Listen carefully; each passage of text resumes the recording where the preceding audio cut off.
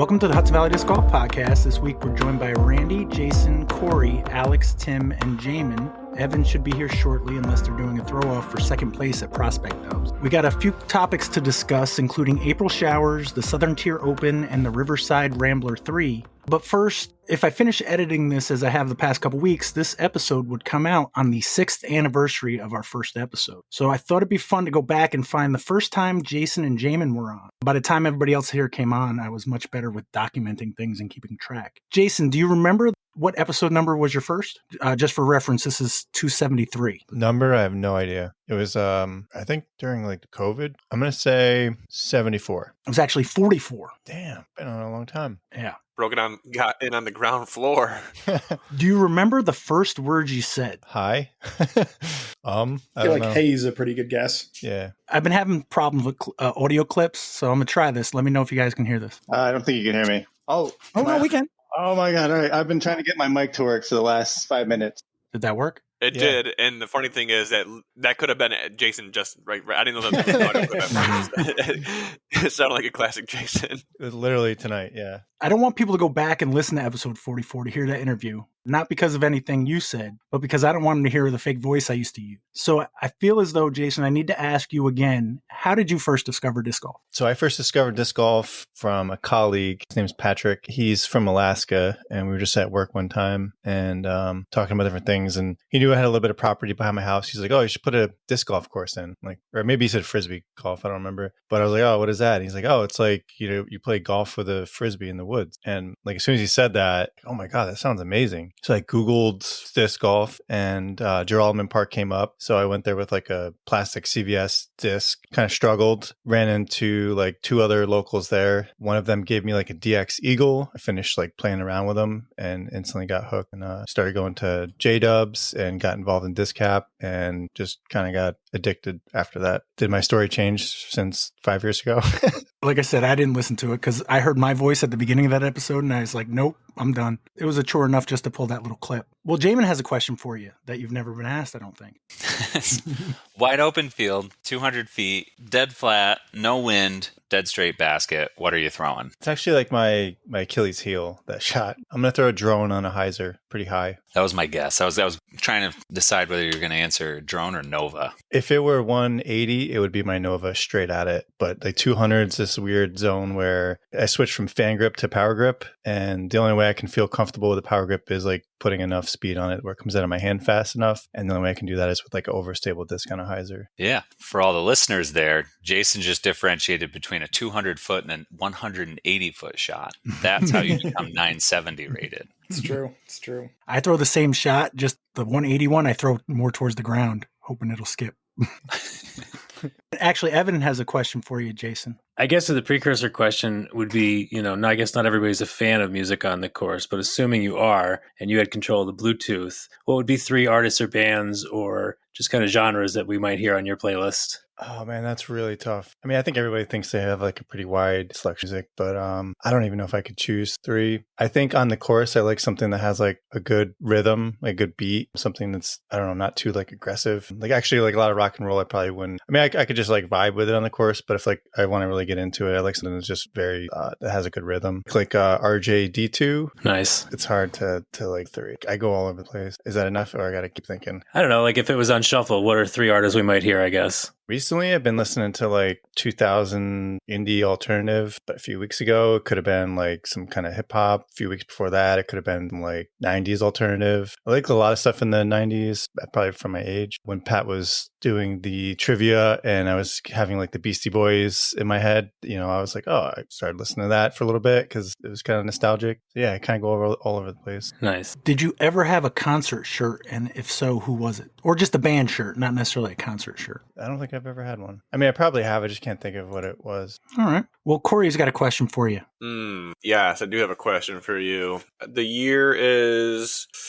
actually, no, I'm going to pivot. After running the Mindkill Pro side as an A tier for a couple of years, you felt like actually you've turned this into such a well-oiled machine that it almost kind of runs itself for an A tier, and you want to get back into also running the AM side as well, taking it back from Randy while chuckling as you walk away. Now, you're putting an order into Innova for the Players Pack for it. What 3 discs are you looking to see in the Players Pack options that you feel like you could take around the Mindkill AM side layout and play well on the course? And what is the putting putter that would come in there as well? And it can be multiple manufacturers? Does it have to I didn't see that coming, but yeah, sure. Because usually when you win tournaments, you just get one. It's your event. Okay, I'm going to go this big event. So my favorite disc of all time is a Champion T-Bird. I have like 5 of them in my bag. So definitely Champ T-Bird, some version of Destroyer if it's Mindkill, because you need like a long distance disc there. And then for mid-range, I'd probably not go with Innova. I'd probably go with like a Buzz or a Drone. I have all really overstable stuff. And then putters, I've been really into the Ions. I think it's MVP. They've like used to be Wizards were my go-to, and then Penrose, and then had trouble finding both of those in good plastics. And so far the Ions are great. So we're looking forward to the Mindkill AM side presented by DisCraft, driven by Innova, and sponsored by MVP. Yeah, something like that. Sounds about right. All right. So Jaimen, now with the foreknowledge that Jason was on episode 44, do you remember what episode was your first? I was actually like very close to Jason's original guess. Just trying to think back. We talked at the J Park Ice Bowl, and I think I jumped on the week after that. So that was in February. And then like the next November, I remember being at Mindkill doing stuff for the 100th episode. So with that and then literally no other math, I'm going to say 74 also. Corey, if you had to guess, what was Jaimen's first episode? Jason was in the 40s. I'm going to say 55. All right. Jaimen, you got it, right? Yeah, I think so. What do you got? 69. Nice. Yes. Oh, okay. Do you remember the first thing you said? Just knowing myself, I'm going to say the first word out of my mouth was yeah. Close. Now, it's not lengthy by any stretch. It's probably like 20 seconds, but I'm curious to see if you remember what this is in reference to. That's cool. With my leftover doubles thing, one of the things that Tim had suggested is since Pro is so different than AM doubles, that pros sign up on their own and we flip for partners in the parking lot. Do you know what that's in reference to? It's something that the Skylands guys do where they'll just sign up with random partners, but I feel like Jason, Harry, and Josh did it that year. Okay. Yeah, you were talking to Jack, and I forget who else was on there, but it was one of those where we just were BSing at first and then kind of did an intro. I don't even know if there was an intro. I think it was just talking and then. So no, but yeah, that's cool. It's pretty similar to yeah. So I know Corey's going to go back and listen to episode 69, but I'm not anticipating many others. So how did you first discover disc golf? So I have a buddy up in Vermont who was an executive chef at a time at some restaurants, and he found the sport up there and like dragged me up in September of 2014. Was like, you got to check it out. You got to check it out. You got to check it out. I was like, all right, fine, whatever. Went up to Stowe is where he lived and got there a little bit late. This is exactly like every other round of disc golf I've ever played now that I think about it. Showed up at Smuggler's Notch for the first time ever when it was a 27-hole course and played like 13 holes on Brewster before it got dark, and went back to his place and then played another course down the road called Wrightsville Beach that I don't know if it's still around, but I think it is, which is like a fun little like Vermont park course. And then like went home and Google searched Albany area disc golf, and DisCap showed up. So bought a couple discs at Dick's, and it was a DX Beast, a DX Wraith, and a DX Dart. And just kind of like started trying to find friends to play with, and then, pretty quickly found DisCap, and just like, it snowballed from there. Nice. Evan, what do you got for him? So if you were running the show for tunes on the course in a casual round, what kind of music would we expect to hear on the Jaimen playlist? I don't know. I feel like I don't have a very like normal style. Like I listen to a lot of ska and stuff. So like ska, and then like I call it Warped Tour music. Like anything that was on Warped Tour in between the years of like 2005 when it closed down was a lot of what I listened to as a kid. And then I grew up listening to EQX2, which is alternative rock. So anything in that vein as well. But if I was the one doing the speaker, I'd probably put it on instrumental stuff. There's this German brass band called Mute I've been listening to a lot. It's like super relaxing and it would be good for a disc golf round. Nice. A lot of times I also enjoy like some instrumental, maybe like some lo-fi kind of, something for a good background vibe is cool. Yeah, check out Mute, Meute. I think they're trying to like mimic techno music, but it's all just instruments. Sounds cool.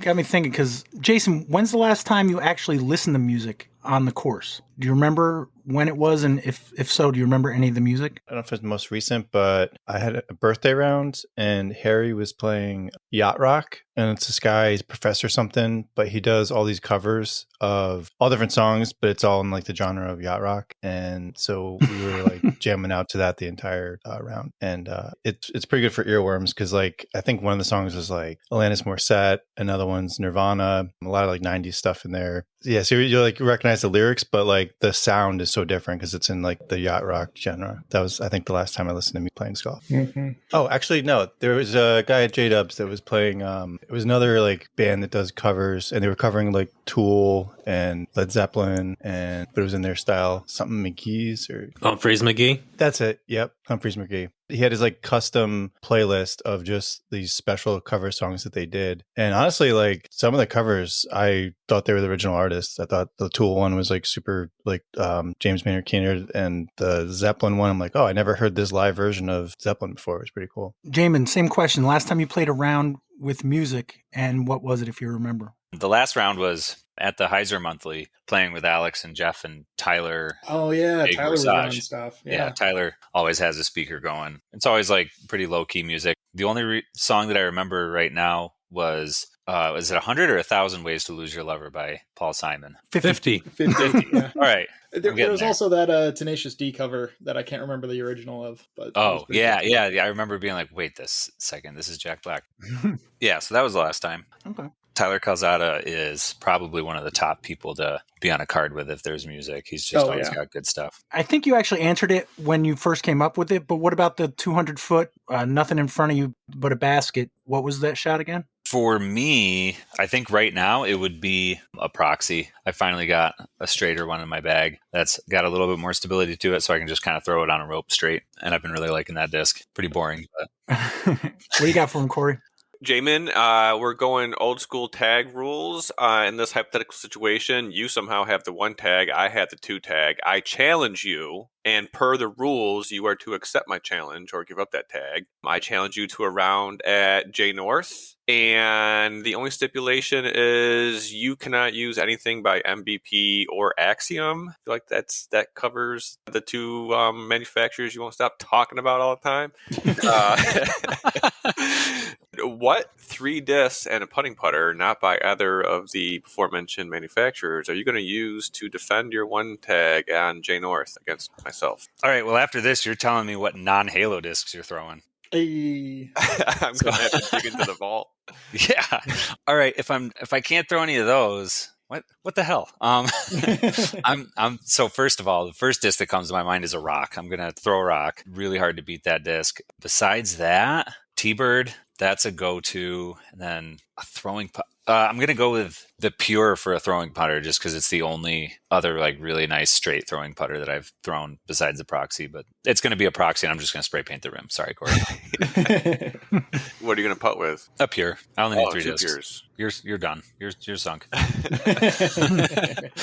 If I get a putter, I don't know. I guess I'd throw a Wizard. That was what I started with.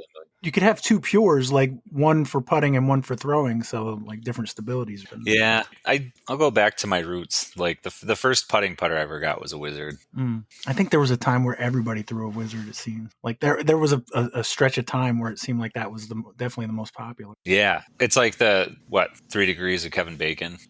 It's 6 degrees normally. 6 degrees. 50 ways and 6 degrees. It's all right, I'm not good with numbers. Anyway. So, Corey, now you got to answer his question. It's only fair. He can't use MVP Axiom. You can't use, what is it? Halo. Innova. Innova. Oh, wait, Innova or Halo? Innova. You took an entire brand away. Yeah, okay. See, the problem is my knowledge of discs is pretty limited. I guess I would probably throw. I'd probably throw a Raptor. That's a Firebird-like disc. J North. Maybe I would throw a. Damn, what is that Paul Macbeth disc that he came out with? That's basically a T-Bird 3. Onyx. Nope, a different one. Malta, not Malta. Athena. Athena. Yep, I'd probably throw an Athena, and I guess I would throw a Buzz, an ESP Buzz. No, actually, I take that back. A Comet. I'd have an ESP Comet just in case, but I probably wouldn't really throw it. And I would then probably putt with, I don't even know what putters people use. I'm going to putt with a Nomad, just because I've always made the joke that Nomads like inherently don't have a home, and you're trying to put a disc into its home, the basket. So it's kind of a funny name for a putter. Yeah, and we all know where bullfrogs live. Do we? I don't know if we all do. Really? All right. Like I said, there were a few events this week. Before we get there, the Wilcox Warm-Up League had 15 players. Brandon Wolf shot a -5 last week to win that. And Field of Dreams doubles had 9 teams. Joey Apples and John McDuff shot a -16 to win. Pat. Yeah. I think Corey's got a question for you. Oh, like my regular question for Pat? Yeah. All right, Pat, we're going to relive the glory days. It's like 2019 at Mount Kisco or whatever year that was. After round 1, you're killing it. You're in first place. In this world, you do not have your vertigo issues. So that never ended up happening. You played round 2 with a lead. What 3 discs are you going to use at Kisco to fend off all of those? I don't know what division that was. Was that were we MA2? Or Probably MA2 at that point.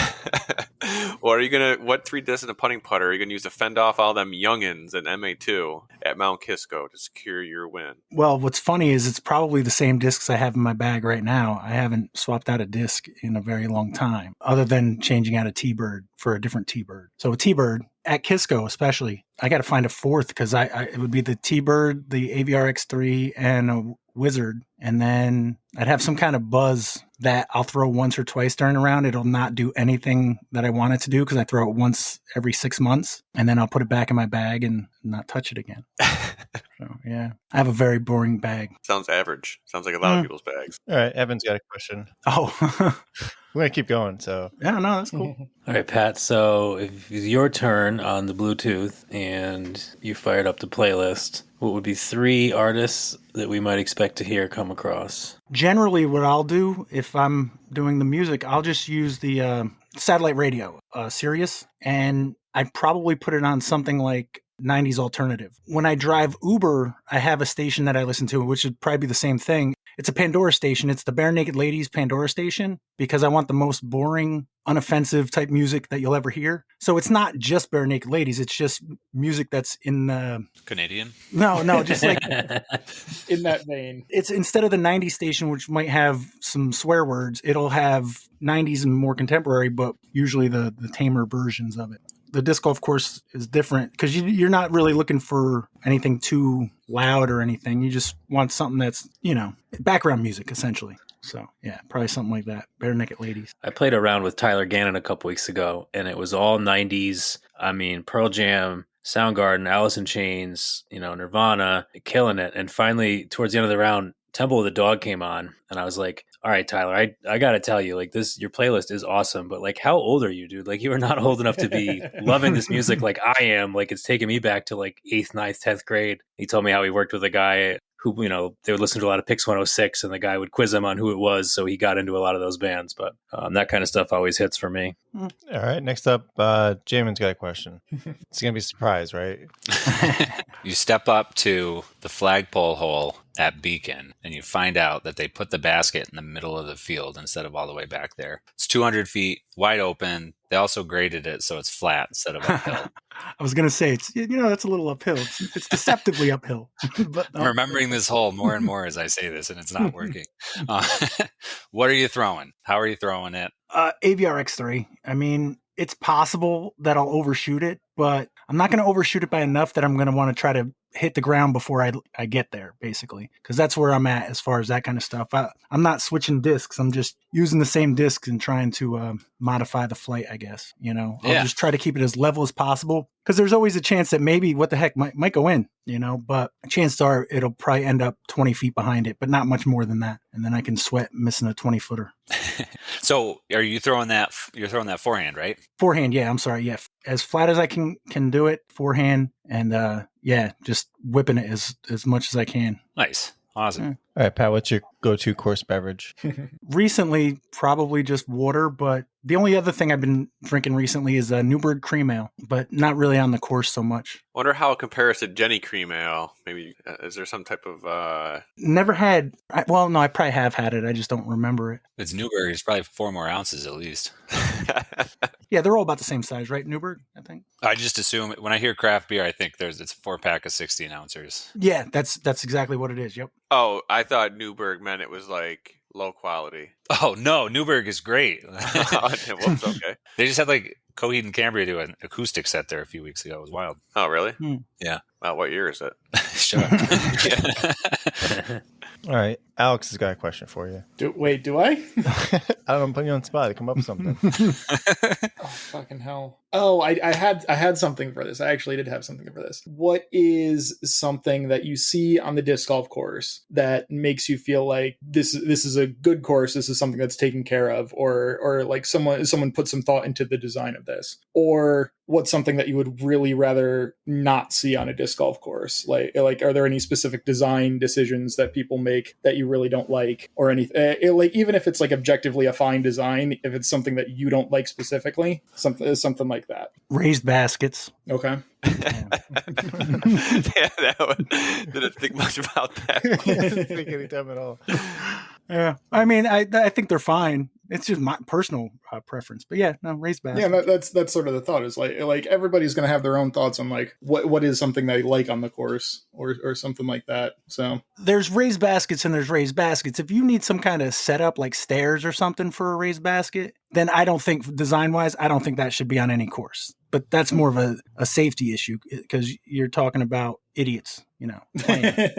And I include myself in the idiot statement. So Drunk idiots. Yeah, well, that's what I was going to say, but thank you for saying it for me. Yeah, I mean, it's just, unnecessary. But all right, Randy's got a really good question for you too. All right, fuck, marry, kill. No, don't edit that out. Don't edit it out. Yeah, right. Exactly. I was going to do Paul Macbeth, Ricky Wysocki, Paul Ulibarri. That is an interesting question. Yeah, it is. What's the question? Do you know the game Fuck, Marry, Kill? FMK. I haven't watched a video of disc golf in probably 2-3 years. I'd kill Ricky Wysocki. Yep. Mm-hmm. I'm with you on that one. So what are they now? I'm not gonna F either of them. So what's the other two? What's the alternatives? Like, what is it? Start, bench, cut, or something like that? Oh, that's like a way better way to say it. Yeah. A little bit more family friendly on that one. Well, so yeah, Ricky would get cut, and then you got to start Paul and bench Paul. Mm-hmm. Yeah, good idea. Start Beth and bench Ulibarri, just because isn't he like 40 now? Yeah, he's acting like it.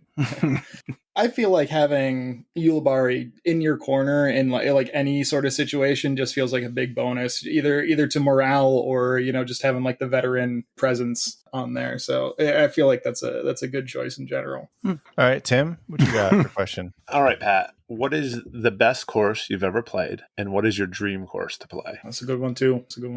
I haven't played a lot of courses. I haven't played like any of the Maple Hills or anything like that. So my answer is going to be probably different than everybody else's here. Not because of the courses that I've played, but just because right now what I'm looking for in a course, I would probably actually, this is like a time capsule thing, like this moment in time. I'd probably say that Riverside course in Port Jervis. It's only 9 holes, which kind of is, that's a bit of a negative, but it's got 9 short holes, 9 medium holes, and 9 long holes. The 9 long holes are still in the process of being built, but so is my long game, so it works out perfectly.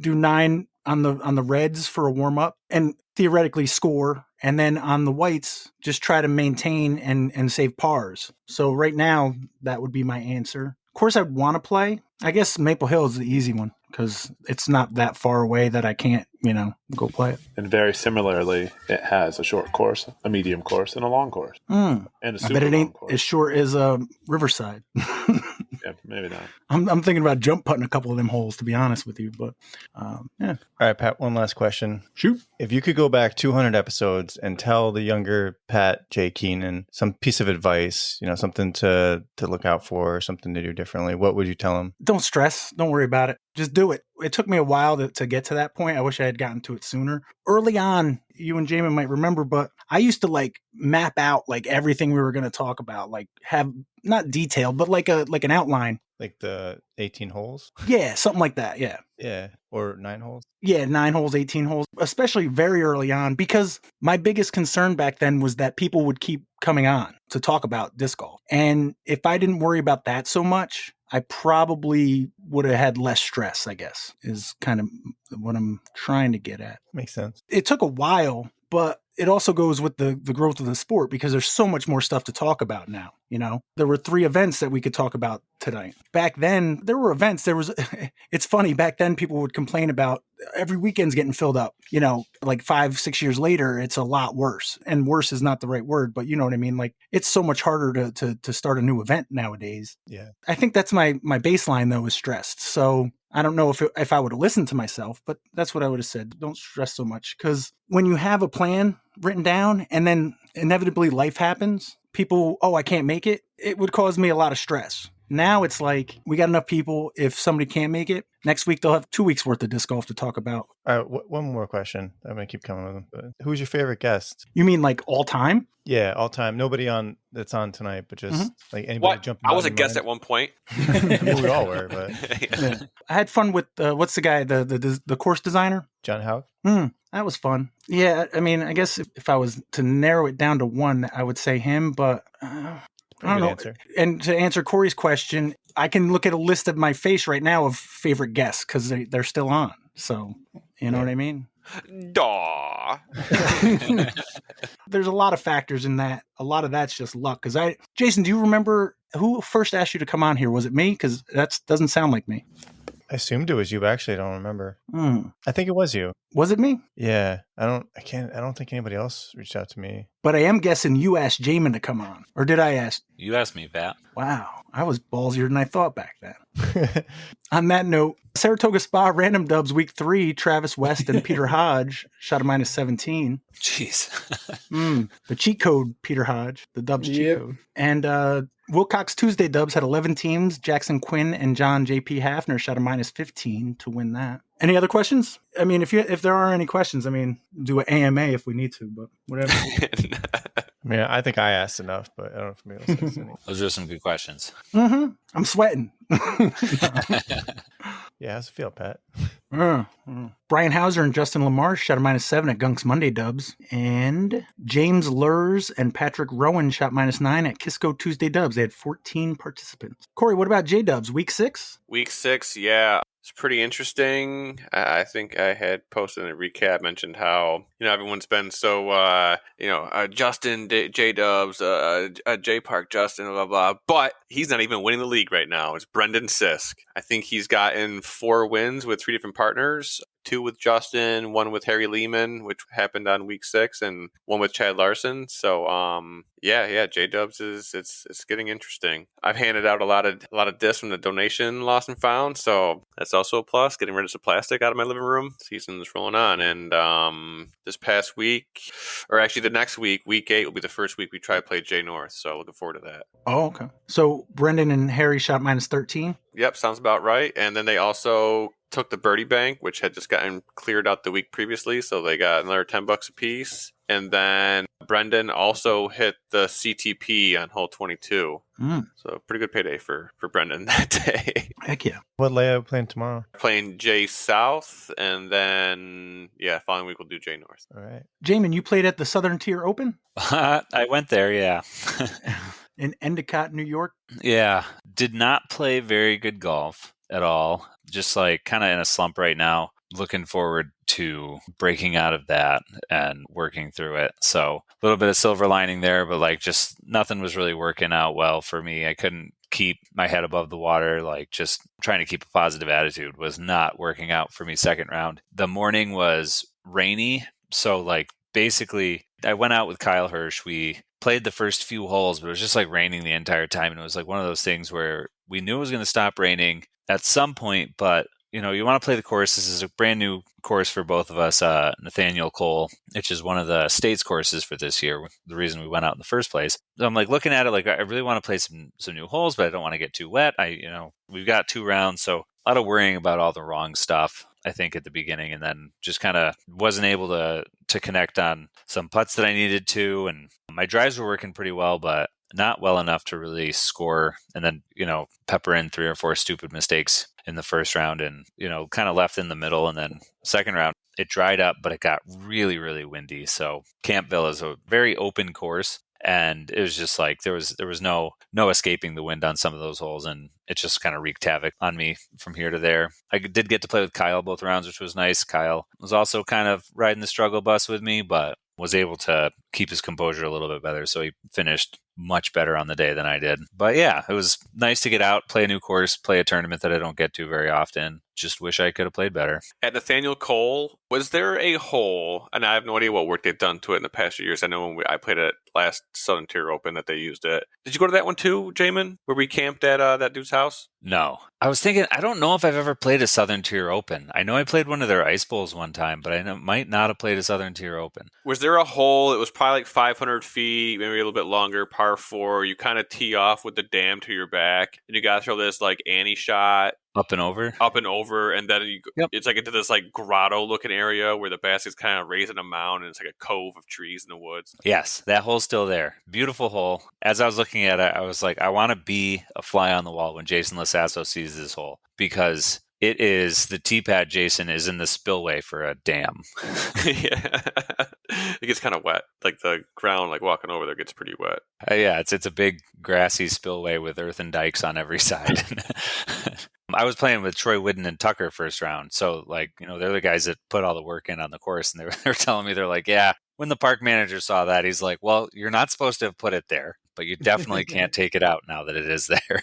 Mm-hmm. So, yeah, I guess hopefully nothing too bad happens. But yeah, beautiful piece of property. A lot of really cool stuff. They're still working here and there on putting some long baskets in, some long tees in as well. But really cool spot. Well, I was going to ask because it says tournament director Richard Powell and assistant tournament director Tucker Middleton, and that's the Tucker Middleton? The Tucker Middleton, yep. Where's Endicott, New York? It's 15 minutes west of Binghamton. Oh, wow. Is that where Tucker's from? Yep. Doesn't he play for Minekill? He does. So he's one of the Binghamton folk. I did not know that. Yeah, there's 4 of them.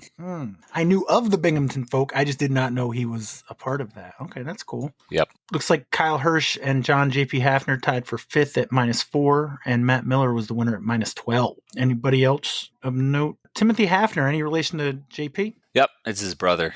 Oh, okay. Played MA3, won that. Jeff Darling, that name rings a bell. Yeah, CNYer. Yep. Tower Power guy, former. Is he on Burbine now? Or is he not playing at all? No, he didn't play last year for us. Carletta subbed in towards the end for a couple matches, so we saw Jeff. Oh, he won MA50. Yeah, when Carletta had her surgery, they both backed out for the season. Jaimen, how far is that trip for you to Endicott? 2 hours and 50 minutes, not 3. Okay, still killing it with these numbers tonight. That's all good. DisCap presents April Showers 19, driven by Innova. Tournament director Jeff Wachowski. 69 players. Nice. In Middle Grove, New York. Let's start with the MA3 division, mixed amateur 3. Michael Wynn won that division by 2 strokes over Stephen Leckard Sr. Ooh, nice, Mike. Danielle Woodall won the FA2 Women's Amateur 2 division. MA2 Mixed Amateur 2 was won by Christopher Yeager, shooting an even par. Daryl Menton won MA50 Mixed Amateur 50 by 5 strokes over John Furman. Carol Click won the women's amateur 40 division. So, Tim, you played at MA 40 division. How'd that go? It went pretty good. Round one, April Showers lived up to its name. Nice rainy day to start it off. But, I mean, it was a good round. We started off on hole 6. It was correspondent Joe Karen and Daniel Ragland, who I've never played with. He is very consistent. He throws a dart pretty much like Tucker throws his proxy on all those holes. And then we also played with MA1, I think it was Jake Fruckner. He was really good. He would throw much farther than everyone else on that card. But it was a good card. We had a lot of fun. Joe Karen started off hot, getting like a 50-foot birdie to start us off on hole 6, which was pretty nice. And then, we just kind of played smooth. All 4 of us were moving. We didn't have any really backups until we got to later in the course. I mean, we only had like maybe 5 minutes. We were waiting on hole 12, and then hole 17, we didn't have any backups. We got to the hole and were able to throw, but it was nice. Everybody was playing pretty well. For myself, it was kind of a tale of 2 different rounds. For round 1, for whatever reason, my forehand was really working well, but my putting was not bad, but not great. So I missed like a 25-footer on hole 12 for my first ever birdie on that hole, which would have been nice. And then I went on a pretty hot streak towards the back there. I got birdies on 13, 14, and 15 in round 1, and then thought I had an awesome putt on hole 16, which is the water hole where the basket's inside the creek. So if you don't make it in the basket, you're out of bounds. And I was probably like 35 feet away and smashed a bunch of chains. Thought it was awesome. And then my putter ended up in the creek. Oof. So that kind of sucked. But other than that, the round was pretty clean. I took a double on that. And I took a double on 9, and I finished 2 over. So it was a pretty good first round. It was Jack Fruchter, and he played MPO. It might have been Jake Fruchter. It was Jake. Yeah, it was Jake. Oh. I think it was MA1, right? No, that's what I... Oh, maybe he was MA2? I don't know. I'm sorry. No, it's fine. He was a young kid. He was like 17 years old, so he got none of our joke about any references we made on the card. If he was 17, he was Jack Fruchter. I was Jack. And he's MPO. Sorry, Jake is Jack's dad. So he does exist. He's not... Gotcha. No, he was very chill, but every joke we made about Friday or Dodgeball or any movie that we were making jokes about, Joey almost hit somebody on our card on hole 17. So we were making a joke about if you can dodge a wrench, you can dodge a disc. And just like the disc, it went right over his head. He had no idea what we were talking about. If you could dodge a wrench, doesn't mean you could dodge a disc. You could throw a disc a lot faster than you could throw a wrench. I'm just saying. Fair point. Tim, did your round feel like it was a 9-19? No, I honestly felt miserable after I double bogeyed hole 9. I thought I was playing terrible, to be honest with you. I haven't played, other than monthlies, any competitive golf at Heiser Creek. How do the ratings, in people's experience, is it weird there, or do you kind of know what to expect going in? They can be all over the place. Yeah. Because birdies are so important, like if you're playing around on a really nice day, like the ratings can be really, really bad. It seems like the ratings, just from the outside, looked pretty good this year, but... Yeah, there were some really bad rounds. They felt pretty good. Jaimen, you said last week you can go there, shoot -8 or even. Is that like regardless of the weather? Oh, yeah. No, bro, it was just foreshadowing my day. Asshole. It was actually worse than that. Oh, okay. Oh, sorry. No. Whoa. Spoilers. So the second round, we started off, and I'm warming up on hole 4, and Corey comes strolling down from hole 9's tee pad, and he's like, Tim, there's something happening here that I never thought would ever happen. We're playing on a tournament card together. So Corey did so well in round 1 that he ended up with the MA40 guys in round 2. Yep. Sure did. So we started on hole 6 again. I mean, Corey started off with a nice birdie, and then we kind of started moving. And for the second round, I think the difference between my round in the first round and second round is my forehand and my putting swapped places. My forehand became iffy, and my putting became pretty rock solid, which kind of saved me a few strokes, I think, because I made some big putts that were, if I hadn't made them, I probably would have either they were death putts or I had a good chance of rollaways where they were. That was a big piece to my game for the second round because my tee shots weren't as good as they were in the first round. So the putting really came in handy. I hit on hole 13, instead of getting a birdie this time, I hit first available then hit another tree, and then put myself at the bottom of the hill with probably like a 30-ish foot putt straight up for the hole 13 on the top of the mound, and just got it over the top and it sat in. So that was a nice bogey save. That definitely could have been really bad if that hit metal and rolled away. And then the back half, I started playing a little bit better. So hole 14, I got another birdie. So I got 14 and 15 both rounds, which was pretty nice. I don't think I've ever come close to birdieing 15 before, and I got it both rounds, which was awesome. For anyone that's not familiar with it, 14 must get birdie. Simple hole. It's like under 400 foot par 4. Hole 15, not an easy birdie. Wide, like 400 foot fairway that necks down into like a 15 foot wide fairway for the last 100 feet that no one ever birdies. Or not no one ever birdies, but probably one of the lesser birdied holes in the course. Did anybody else birdie 14 and 15 both rounds, Tim? Tucker. That was the only other person in the tournament that birdied both of those. So wow. That felt pretty good. Nice. So, and the first round I had like a 35-foot putt that I made through the woods. And then second round I was parked. I had maybe a 10-foot putt that I made around a tree on hole 15. So that was pretty awesome. 16 was able to get away with a par. And then kind of from there, it was pretty smooth. I don't think I took another... hole 18, I hit the first tree off the tee. It would kind of suck. But other than that, I think that was it. And then probably around, I think it was hole 18 where I realized, it was hole 16 where we were talking on the tee because there was a big backup at hole 16. We were talking about the round and how it was going. And Corey said something to me about like, if I can birdie hole 15 twice, why am I not leading MA 40? And that was because Daniel was playing so smooth. Like he was not blowing up on anything. And that is foreshadowing for the next two holes because he took a 9 and an 8 on 16 and 17. And that kind of brought everything back to earth for the MA 40. Yeah, I think it was Joe and I were within a stroke of each other going from there. Hole 18, I took a bogey. Joe took a par, and that tied us up. And then 1, we both parred. 2, I thought I finally had the birdie. I landed my disc on the top of the hill. And earlier in the round, Joe had made a joke that my disc was rolling down one of the hills. And when I put my head down, like I went to go pick my disc up, and he's like, "Oh, it's rolling." I panic and look up, and he's like, "I'm kidding." So on hole 2, I did the same thing. I finally thought I'd landed up on top of the hill. And Joe goes, "No, it's rolling." And he's like, "I'm not kidding this time." And it rolled all the way down to the wet spot at the bottom. So that took the birdie away from me there. But got the birdie on 3. And I think that was where I took I think hole 2, Joe took a bogey. So that's where I took a stroke lead. And then we went through and got par on 4. And then going into 5, as our closing hole, I had a 1-stroke lead on Joe. And during the first round, going into that hole, Joe was +1, and he finished the round at +5. So going into hole 5, he was +1 in the round. And at the end of the round, after hole 5 was over, he had 4 more strokes. So on our final hole, I was up 1 going into 5. And I just thought to myself to keep myself even with Joe through the whole thing and not do anything dumb. I mean, we landed within like 6 inches of each other on the drive. He had a rough shot on a second. I had a pretty nice kick out when I threw a forehand, and it got down the fairway, kicked out, and I was able to par, and I think he bogeyed. So I think I took a 2-stroke win for MA 40. Nice. It's kind of anticlimactic because I thought there was going to be this big chase to catch me at 2 PDJ wins, and like a week later. Yeah.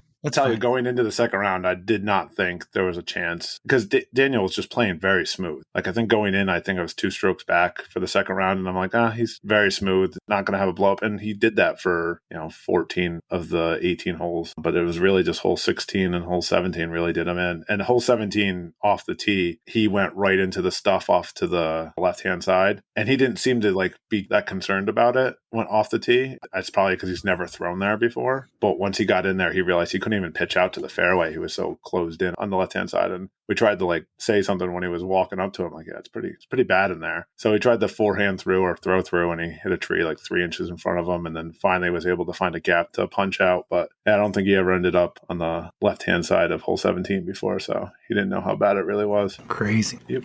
All right. Anything else on that? No, just happy to have 2 wins and be tied with you, Pat. That makes one of us. Must be nice. I mean, it is nice that we both have twice as many as Evan, though. That's cool. Right. There was not much time. Actually, I don't even think the scorecards were finalized yet until Tim brought up the whole getting as many wins as Pat thing. After I knew I had a shot at it, it was what was on my mind for the rest of the round. So I did throw the challenge out there, so yeah, challenge accepted. That's what I get for not playing April showers. I was going to say, it's not like they didn't have spots available at the last minute. I was at SPW doing a volunteer work day with Kevin instead. Likely story. Volunteered. There's video. I believe you. Nothing wrong with helping improve courses. FA1 Women's Amateur 1, Marcia Focht is your winner there. In the MA1 division, Alex, so now you had to play this course. You've only played it once. Mm-hmm. How'd it go? It went all right. That first round, like we were talking about before, it was living up to its name as the showers were definitely coming down. Had a great starting card. Started on hole 9 along with Anthony Bohansky, Brandon Medina, and Nick Cardone. Nick didn't bring a umbrella for some strange reason, so that led to some juggling around umbrellas. There were 3 umbrellas, so like whoever was throwing didn't have one, and otherwise, you just toss it to the next person when it was your turn. So that was kind of a cool setup, but super good vibes. A lot of fun playing with those guys. Yeah, on 9, I was aware that there was, the actual shotgun start. So like there was going to be a gun going off,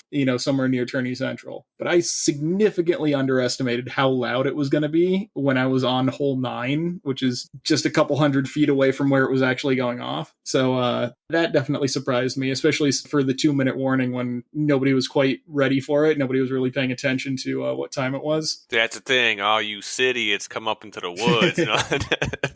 Yeah. Yeah, that caught me off guard. But, played pretty calm, made some adjustments from the monthly, did a little bit better, but nothing too exciting. I think I told somebody after round 1 that, this round was less exciting, but a better result as opposed to my monthly round. I had a lot more birdies and fewer bogeys, but no aces and no double bogeys. So less up and downs, a little bit more steady. Can't complain too much. Staying tight with Anthony Bohansky pretty much the entire round. He got a great birdie on 4, which is really cool to see. He put himself past the ditch, so he had like a very reasonable putt to make, which he cashed. And I feel a little bit bad. Our last hole was 8. And I think beforehand I said something like, you and I are the only ones who are under par going into round 2 because everybody else had finished that point, and the best result other than us was even. And unfortunately, he took a double bogey, which he was ahead of me by 1 stroke, and that dropped him down to second place because of that double. So I feel a little bit bad about that. So sorry, Anthony. Shouldn't have said that right then. But yeah, fun playing with him. Feeling pretty good going into round 2. Nothing crazy happening during lunchtime. Just took my time. Almost didn't bring my umbrella for round 2 because I was looking at the radar and was thinking it was going to be, less rainy. And it was less rainy, but still enough that I was glad that I did eventually have it with me. Did you say what you shot in round 1? Oh, I shot 3 down. Okay. Which was 963 rated, which definitely felt a little bit inflated, but I'm not complaining. What did you shoot at the monthly? I think it was 1 down. Yeah. Okay. Yeah. And both times definitely felt a little bit disappointed, but that's sort of always how it goes. If I'm not getting everything, then I'm feeling a little bit bad about it. But yeah. So round 2, we started on hole 7. It was myself, Anthony Bohansky, and we picked up Matt Sharp and Tyler the Cannon Gannon. Again, super great card. Nice to play with those guys. Nothing too crazy there. A lot more pars in the back 9 going through there. Towards the finishing holes, like 16, 17, 18, I started seeing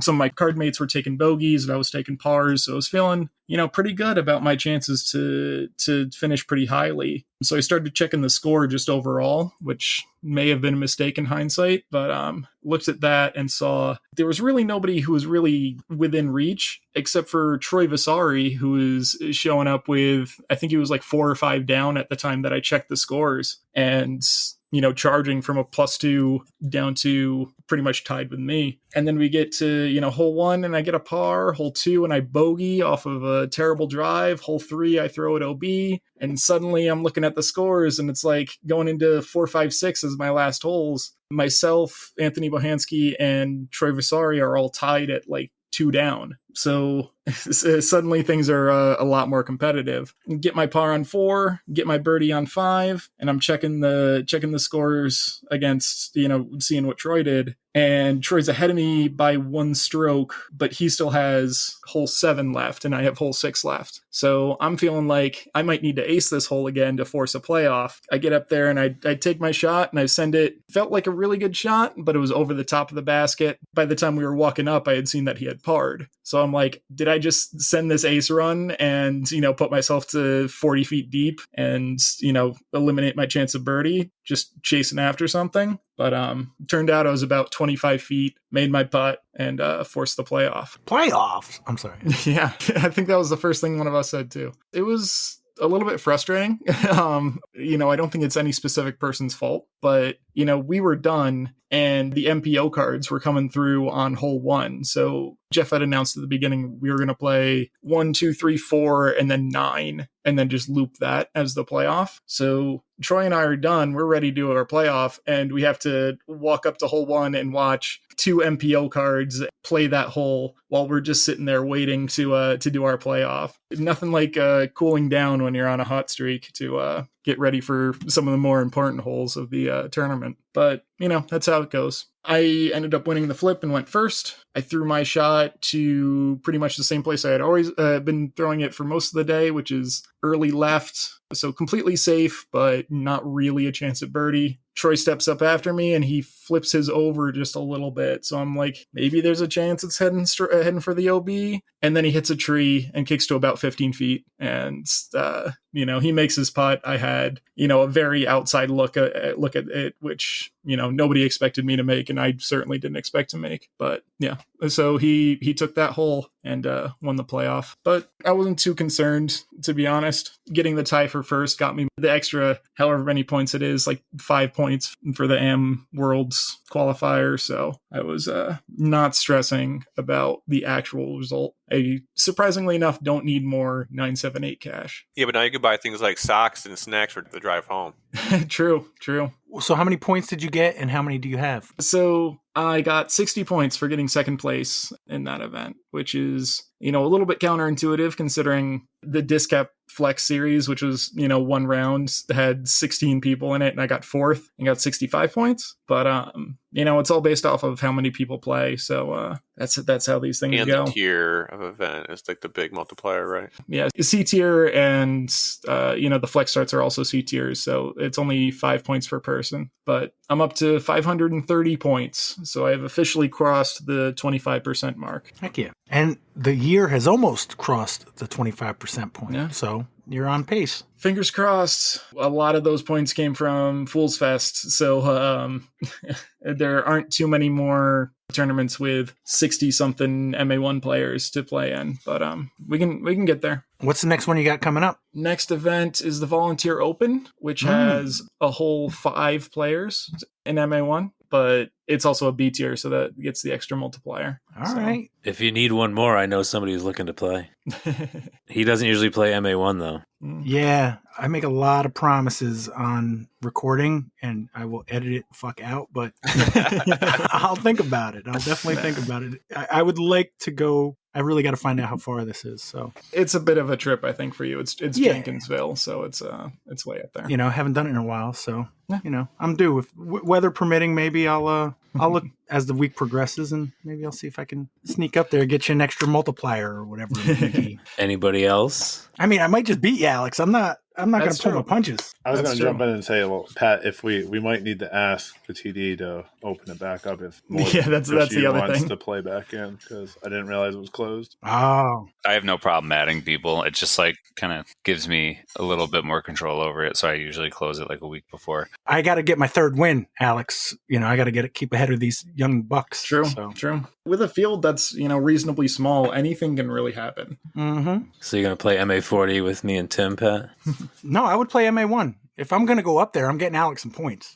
All right. I mean, what the heck? In the MP60 Mixed Pro 60 division, Kerry Powell shot a -6. Is it Kerry? Yep. Does anybody know? Okay. Beat Greg Kurtz, who came in second, shot a +3. Chad Larson won the MP40 Mixed Pro 40 division by 1 stroke over Ryan Clare at a -11. A quick story about Chad is he managed to do this. So round 2, he started behind me, which means he would have started on hole 5. Hole 12 is the big downhill shot. And then you cross the stream via not a bridge, but a pile of rocks, basically. And I don't know if anyone actually saw or was closer, but I only heard about it. He ended up slipping or something, losing footing on those rocks, I believe, and like fell. And to catch himself, he, used his left arm and ended up like fracturing his wrist. Was that officially what happened? Or cracking his wrist. He definitely broke something. Yeah, like I talked to him a little bit afterwards, and it was swollen up good. Yeah, it was. I couldn't look at him. It was gross. It looked like a cartoon. It looked like he was in like a cartoon and he got stung by a bee. Like his wrist and hand was massive. Like Very definitely big. swollen, like twice the size, maybe. Looked like he was wearing like a UFC boxing glove. It did. It looked like he had a boxing glove over his hand. It was bad. So he finished out basically half the round to win by one stroke over Ryan Clare. I assume it was his non-throwing hand. Yeah, Correct. Yeah. still super impressive. But Mm-hmm. No doubt. I mean, it's not correspondent Joe Karen playing with a broken hand, but no, teasing. And this upcoming weekend, the weekend after Heiser, we're supposed to be going out to Welcome to the Jungle, A tier in Massachusetts that Chad was also signed up for. So maybe he wins an A tier with a broken hand too. Heck yeah. All right. FPO Women's Pro Open, Megan Mercier tied with Caitlin Clay. Megan showing in first place, so I assume she won in any kind of tiebreaker. Anybody know the specifics? 2-hole playoff, Nice. I believe. Pretty sure they started on That was hole 3. 1, and then, I believe Megan won it on hole 2. Jason said 3. I thought I heard 3, but I didn't watch it. So I think you're right, actually. Also, I'm pretty sure, I'm not pretty sure about this part, but Morgan did testosterone tosses on hole 12. So basically the longest drive for MPO and FPO. Well, actually, no, it was not FPO or MPO. It was men's and women. Megan ended up taking the long drive on that as well, which I think was like $40 maybe. Nice. All right. So the MPO division. So who played? I see Corey, Jason. Anybody else here play in the MPO? No? Jason, how'd your round go? went okay. Had birdies and some bogeys. Got to get a lot of birdies at Heiser. So I think I shot 4 down both rounds. Not quite to my rating. So wish I had got a little bit more birdies, but overall it was a great time. I had pretty awesome cards. The first one was like a feature card. So, Tucker, Kay, Tyler, and Justin. And despite like the rain and all the crappy conditions, I had a lot of fun with those guys. And then the second round, it was pretty much the same card, except Calzada had like a rough hole 17, which pushed him off the card. And Brian Bakersmith came up, and that was an awesome card too. I got to watch Tucker just like kind of shred the course with his proxy. I mean, like, I think after watching him throw a proxy and Jaimen talking about it all the time, I want to throw one, because I've always said like you can birdie 2/3 of the holes at Heiser if you can just throw a putter 200 feet straight. And Tucker did that like effortlessly and flawlessly. Yeah, so he was like kind of just shredding it. It was pretty close to the end. Brian was playing really well. Definitely the best I've ever seen Brian Bakersmith play. He was super clean off the tee. I don't think I can recall any mistakes he made. I didn't see his round one performance, but I know round one he had like a couple of eagles. He had a couple other like bad holes, but the second round he was pretty clean. There was nothing like no blow ups or anything like that. But he did get more eagles than Justin Mucelli, that's a pretty big feat in itself. So, awesome card. Like playing with both those guys. I haven't played April Showers in like a really long time. I don't know when the last time I did it was. I used to just play the battle, but I'm glad I went. Got to experience everything that's Heiser Creek and Morgan, and looking forward to doing it again. Nice. Doesn't Brian usually play MP40? He will for like some of the bigger events or bigger courses, I think, but Heiser, he likes to play MPO. I don't know if he's probably played MP40 in the past at Heiser, but probably also with the more numbers in MPO than MP40. Like, looks like he knew what he was doing. yeah, it worked out. Cool. Is that a local enough course for him? Because I know like sometimes like at your local course you might play up a division. Yeah, and like Jason was saying, like Heiser, you don't really need to like throw far, or like, we've all played Heiser. Well, most of us have played Heiser enough to, we don't have to really like figure anything else out at this point. It's just execute. So you shot a -8. You tied with Justin Mucelli and Azariah Cartret. How'd that go, Corey? Yeah, it went a little ham and egg for myself, I guess. I did play with Brian round one. It was myself, Brian Bakersmith, Chris Dahl, and Jay Gorsage. I started off by going OB on hole 3, which is a little short island hole, because I went a little too high over the basket and filtered through. And I thought, okay, I bogeyed hole 3. That'll probably be the worst thing that happens all around. I par hole 4, which is like, you're not going to birdie it anyways. And then we get to hole 5, which is like the softest par 5 ever. And I take an 8 on it. And looking back on it, looking back on the entire round, really, I don't think I played bad. Like, I don't think I made any like bad decisions aside from late in the round where I was already like out of it. I'm like, oh, maybe I'll try this kind of hero shot and end up bogeying that hole anyways. But throughout the entire round, I mean, through like the first 6 or 8 holes, I think I had like well over 100 feet of rollaways, and not because like one hole I got a 60-foot rollaway. It was like every single hole as I was either trying to make like a tough putt and it missed, or I was trying to lay up, it would just roll 20 to 40 feet every single hole. And like my first front nine was like that. So by that point, I had taken a fair amount of bogeys, and plus that triple bogey on hole 5. The actual back nine of the course, I only got 1 birdie, but I got like a double and 2 single bogeys. So I was like, I don't know if I was like +6 at some point when everyone else is, 5, 6 down. I'm watching Brian absolutely light it up. To go back to hole 5, he ended up eagling hole 5, but he was close to actually albatrossing it. If you're familiar with hole 5 at Heiser, his drive was basically perfect. It was as far straight off the tee as you could go before getting to like the back wall of trees, and actually he even got a little right. And then from there he threw a turnover with, I don't know if it's a Malta or I don't know if it's a mid-range. It's like a mid-range, and we heard chains, but at the time we weren't really sure if that was like, maybe that was hole 3's chains or something. And we get up there and the disc is sitting next to the basket, so obviously it was him that hit the chains, and he hit them hard. So almost took a 2 that I don't know that I've ever heard of anyone taking a 2 on hole 5 at Heiser Creek. Chris Dahl was playing really good as well up until hole 18. He ended up struggling on that one. That kind of pushed him back in the leaderboards after playing pretty good the entire round. Jason said Brian also eagled hole 16. At that point, I think I was basically dead last or one better from dead last. I don't remember. Actually, PGA does remember, and if I was dead last, I should own it. You weren't. You were 1 above. Okay, I was 1 above dead last. So, I mean, I brought 2 beers with me. I thought one was going to be an after the round beer and a backup in case someone needed a beer. That didn't happen. I had a lunch beer. I sat in the trunk of my car because it actually ended up being kind of comfortable, but I didn't bring a chair to sit in or hang out with. As bad as my round was, I didn't even like feel bad about it. Because like I said, I don't think I played bad. I don't think I made bad choices. I just, maybe a couple shots I could have executed a little bit better, but overall I just feel like I was getting super unlucky. And looking back on it, I feel like I had to be that unlucky so that Brian could play that well. Not that he got lucky, but I failed so he could succeed, which helps me feel better about it. Conservation of greatness. You always know the phrase for it, Jaimen. Yeah, whatever the phrase is.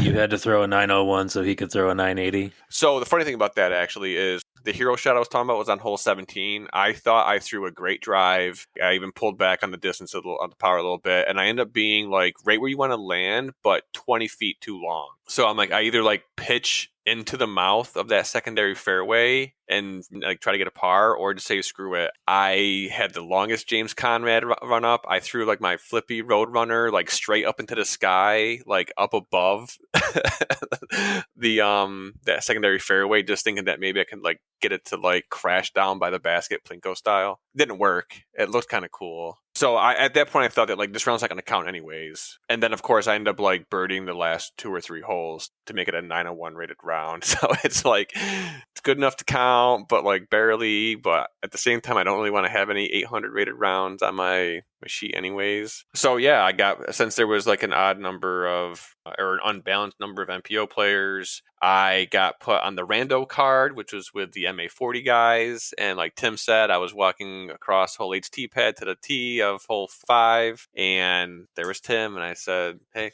guess we're playing a tournament around together. So funny thing is, actually, I think Daniel Ragland, is like one of my first Heiser Creek tournaments way back in the day, playing MA3, I played with Daniel, so I hadn't seen or played with him in a long time. That was fun. And, Joe Karen was there. I did make the Guy LaDouche comment from Most Extreme Elimination Challenge, and turns out he's like never seen the show or isn't familiar with it anyway, so that one kind of fell flat twice.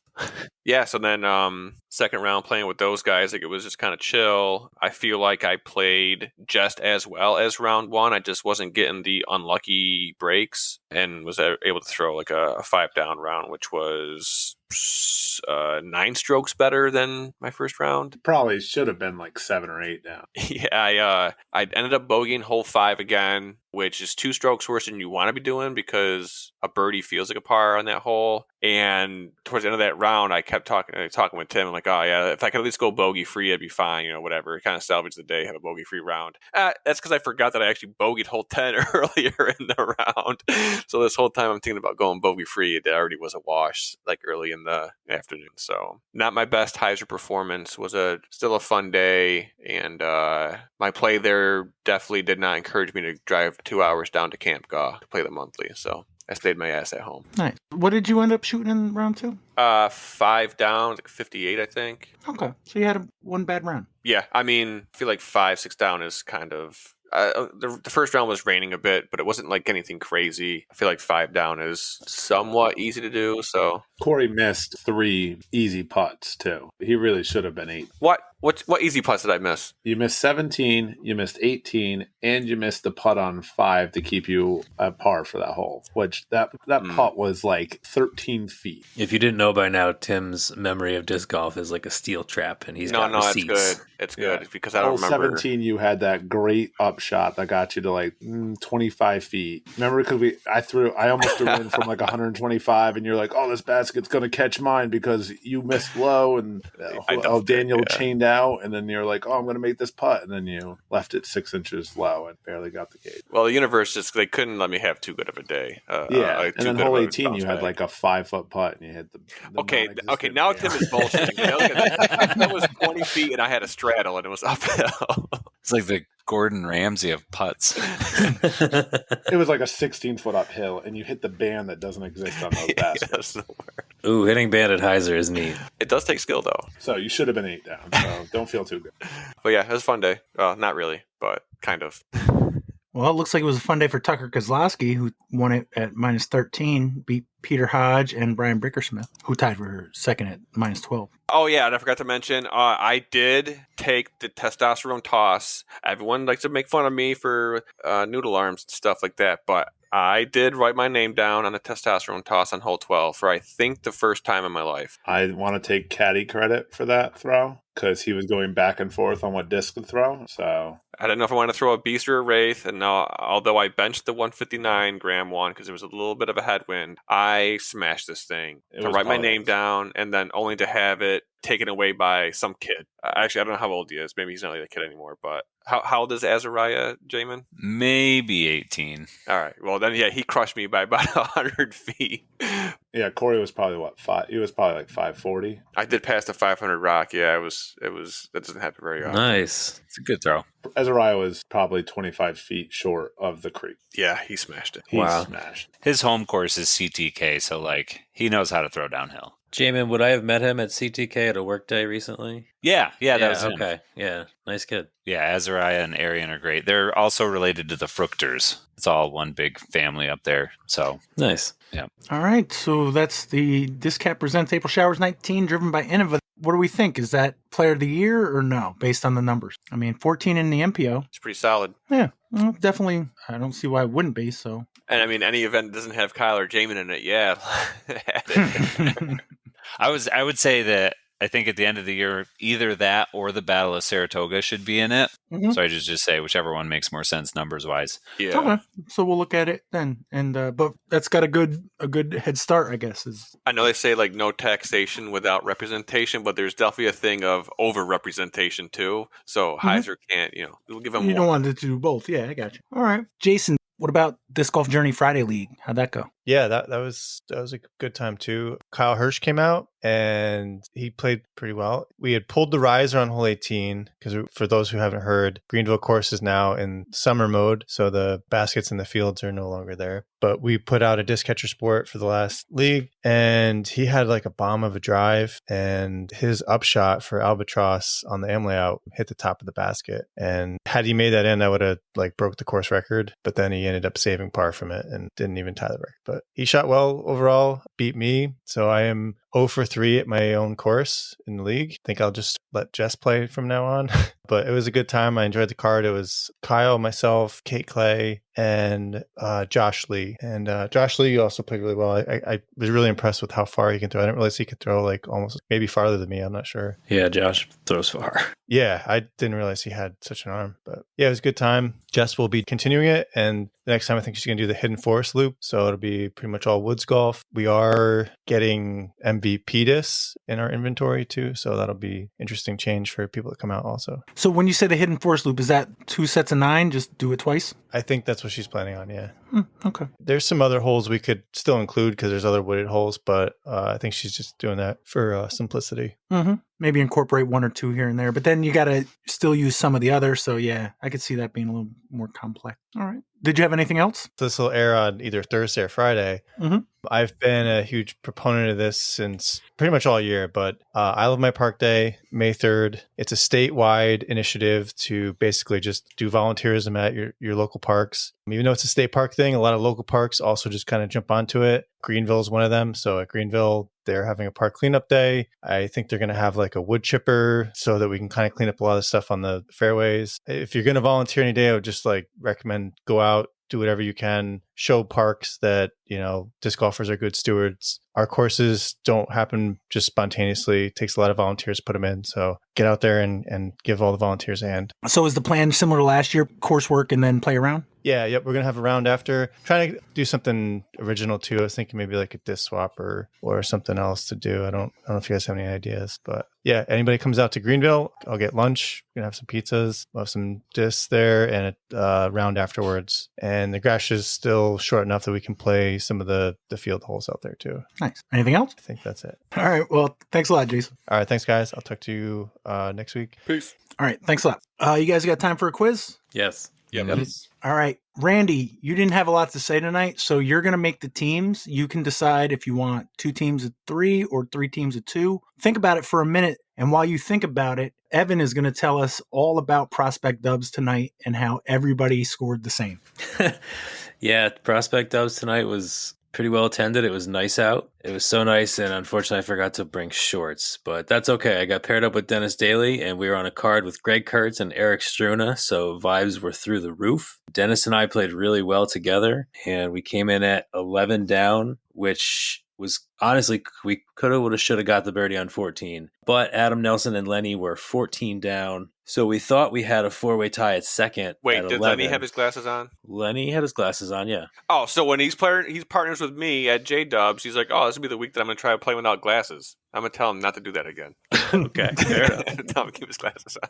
But so Jay actually started handing out money, and I was like, "Sweet, I get money and I can leave." And then somebody said, "No, look, Charles and Cully were still playing, and based on the holes they had left, could tie and or push us all into a tie for third," which I think is what happened. Because at that point I said, okay, I am leaving, and if there's money, Dennis can hold it for me. But it looked like Charles and Cully came in at 12 down, I think. T-Hud was there. Nice to see Terry make his way down from up north. Oh, because it's through 17. You sent the thing, but it's not the... Yeah, I just wanted to show that I was involved in another tie, but I announced this time. It was not an Irish goodbye. I told them I was leaving. Jason Gorsuch actually kind of laughed. He's like, "Don't you have a podcast to get to?" So, all right. So Lenny, how do you say it? Rebhun? It's pronounced Lenny.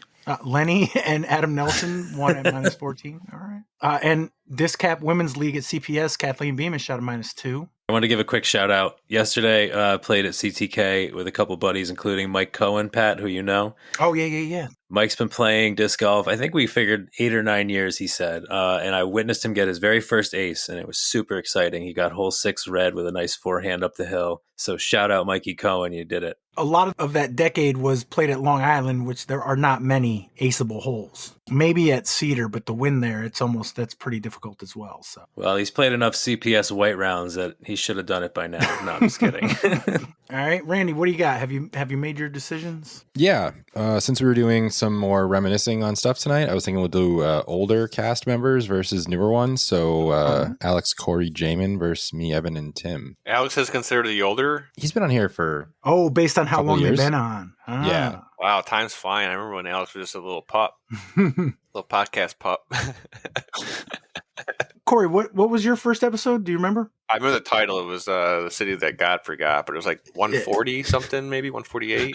I'll tell you in a second. Oh, wait, no, we're at 200? 273 tonight. 270s, 273. Okay, yeah, because it's definitely been, I would say like 145 or 148. The City That God Forgot is 129. Ooh, been around. All right, so Alex, Corey, and Jaimen versus Randy, Evan, and Tim. And because that's the way he said them, Alex, Corey, and Jaimen get to go first. I got 2 categories. Actually, I got 3 categories. I actually do have 3. We'll use 2. Whatever doesn't get used, we'll save for a later date. Alex, Corey, and Jaimen, what would you like? Category 1, Category 2, or Category 3? I say in honor of Heiser, we go with the number of times that Alex has been to Heiser, which is twice, right? I've been there twice, but it's 3 rounds. No, you've been there twice. We'll go with number 2. Sure. I like it. All right, question 1, Category 2 for Alex, Corey, and Jaimen. Lake Forest, California was once known as El What for the bulls of a nearby ranch. A Marine air base in the area has the same name. Lake Forest, California was once known as El What for the bulls of a nearby ranch. A Marine air base in the area had the same name. I mean, is it El Toro? That's kind of what I was leaning towards. Yeah, same. That's I like it. Bull, Toro, yeah. Unless it's Frog, El Frog. El Bullfrog. Toro shit. sounds better. Let's go with that one. Yeah. You guys agree? Yeah.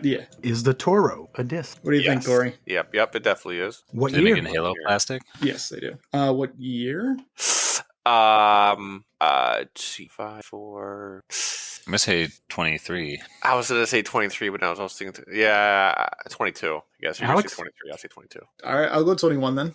Innova Champion Disc, April 5th, 2021. Ooh, Wow, okay. really? I thought for sure I was wrong there. All right, Huh. Randy, Evan, and Tim, Category 1, Category 2, or Category 3? What do you think, Randy? Let's go 1. Okay. All right, question 1, Category 1. In the 400-page book, Agatha Christie A to Z, entries beginning with what 6-letter word start on page 224 and end on page 238? In the 400-page book, Agatha Christie A to Z, entries beginning with what 6-letter word start on page 224 and end on page 238? I have a guess. I don't think I'm even wrapping my head around the question. Yeah, so I what's don't your think guess? Okay, so Yeah, I don't Agatha understand. Christie is like a fictional character because it's not the author, I don't think. They're mystery novels, like solving mysteries and crimes. I think it might be murder. I think that would take up a sizable chunk of the... 400 pages. M would be like a little past halfway. So 2 something. Okay, I'm here for it. Yeah, works for me. You guys agree? Yep. Even though Evan called Agatha Christie a fictional character? I don't know. Is the murder a disc? Sounds kind of rad. I don't know though. It's a whole group of crows. There's always Doomsday, right? Do you want to go yes? Yes. Yeah. All that's right, fine. we're going yes. You guys agree? Mm-hmm. Yeah. I'm sorry, no. Ah. Showing your youth already. I don't know what that even meant. Alex, Corey, and Jaimen, Category 1 or Category 2. Category 3 will be used at a later date. I stay in our lane for now. I like that. I got nothing pointing me in any direction, so let's go 2. All right. Question 2, Category 2. What Spanish word for fire is also the name of a famous volcano in Guatemala? What Spanish word for fire is also the name of a famous volcano in Guatemala? Is it Fuego? I mean, fuego, I'm pretty sure is a Spanish word for fire. That was my first thought too. Isn't that what the kids say these days? Like, that shit's Fuego? You'd know more than me. Oh. Yeah, I think they are. Let's go with Fuego. You guys agree? Sure. Is the Fuego a disc? It's a good disc name. I mean, is it? How many Spanish word? I mean, if there's gonna be any, it's gotta be this one, right? There's gonna be like a line of Spanish named disc. Yeah, I like feels it. a good- Yeah, okay, so I guess we're saying yes. You guys agree? Yeah. Shaman Disc Golf, April 21st, 2025. Okay. Is that last week? Yeah, last week. Randy, Evan, and Tim, Category 1 or Category 2? Do either of you speak Spanish? No is the short answer to that I question. took it in high school, but That's a Spanish word. All right, let's stick with 1 for now. All right, question 2, Category 1. What legal term refers to the unlawful entry onto someone else's property without permission? What legal term refers to the unlawful entry onto someone else's property without permission? Trespass? That's what I thought. Neat. Is the trespass a disc? Yes, it's dynamic. You guys agree? Yep. Yep. What year? I think it's an original was going to say, I think it's one of the 4, right? It's Yeah, is that 12? It's 2012. Okay. Yeah. Dynamic Disc, December 7th, 2012. Heck yeah. All right. Alex, Corey, and Jaimen, category 1 or category 2? I think we should go to 1. I agree. Sounds good to me. All right. Question 3, category 1, the threat to use physical harm. What becomes aggravated when combined with the use of a deadly weapon? The threat to use physical harm. What becomes aggravated when combined with the use of a deadly weapon? It'd be assault, right? Aggravated. That's what I had in my head. Same. Yeah, assault. Is the assault a disc? Gotta be. I like it. Yeah, it could be Doomsday, could be lots of things. So yeah. Oh, man. Imagine if they had a Halo assault, though. Oh, it'd be so badass. And we'll never do it, though. So, yes. DMI Sports, February 8th, 2013. All right. Randy, Tim, and Evan, category 1 or category 2? Want to keep going? Yeah, let's do one more in 1. All right. Question 4, category 1. What legal term is described as a knowing misrepresentation of the truth to induce another to act to his or her detriment? What legal term is described as a knowing misrepresentation of the truth to induce another to act to his or her detriment? Is that entrapment? That's what I was. Randy? I'm not sure. Oh, okay. I thought you were muted.